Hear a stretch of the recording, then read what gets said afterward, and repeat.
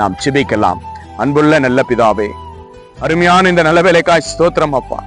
எங்களுக்காக அந்த கல்வாரி சிலுவையில் அப்பா எங்களுக்கு சமாதானம் கொடுக்க, எங்க பாடுகளை ஏற்றுக்கொள்ள, ஆண்டவரே எங்கள் துக்கங்களை ஏற்றுக்கொண்ட ஆண்டவரே அந்த கல்வாரி சிலுவையில நீங்க சிந்திய ரத்தம் ஆண்டவரே எங்களுக்கு சமாதானம் உண்டானது ராஜா. ஆண்டவரே இதோ ராஜா, சமாதானம் இல்லாத எத்தனை பிள்ளைகள் ராஜா, உடைய பிள்ளைகள் ராஜா, சகோதர சகோதரிகள் இன்றைக்கு கலங்கி கொண்டிருக்கிற இந்த வேலையில ராஜா, அநேக இடத்துல போய் சமாதானத்துக்காக நாங்க ஏமாந்து வந்தோம்.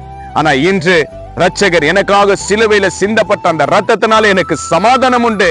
ஆண்டவராகிய ரட்சகர் இயேசு எனக்கு சமாதானம் கொடுப்பாரு என்று உடைய பிள்ளைகள் விசுவாசிக்கிற ஒவ்வொரு பிள்ளைகளுக்கும் ஆண்டவரே இந்த நிமிஷமே ஒரு சமாதானம் உண்டாகட்டும் ஆண்டவரே. அப்பா குடும்பத்துல சமாதானம், அப்பா வேலையில சமாதானம், ஆண்டவரே கணவன் மனைவிக்குள்ள சமாதானம், பிள்ளைகளிடத்துல சமாதானம், எல்லா சமாதானத்தையும் என் தேவனாகிய கர்த்தர் இன்றே அருள செய்வீராக அப்பா.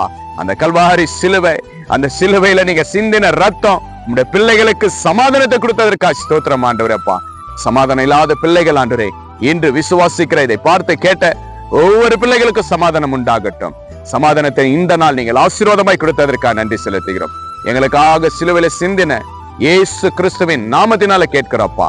ஜெபத்தை கேட்டீங்க, பதில் தந்தீங்க, அதற்காக ஸ்தோத்திரம். இயேசுவின் நாமத்தினால் ஜெபிக்கிற நல்ல பிதாவே, ஆமென் ஆமென். விசுவாசிங்க, சிலுவையில சிந்தின நம் ரட்சகர் இயேசு கிறிஸ்து சமாதானத்தை கொடுப்பார். Jesus with you. Jesus loves you. God bless you.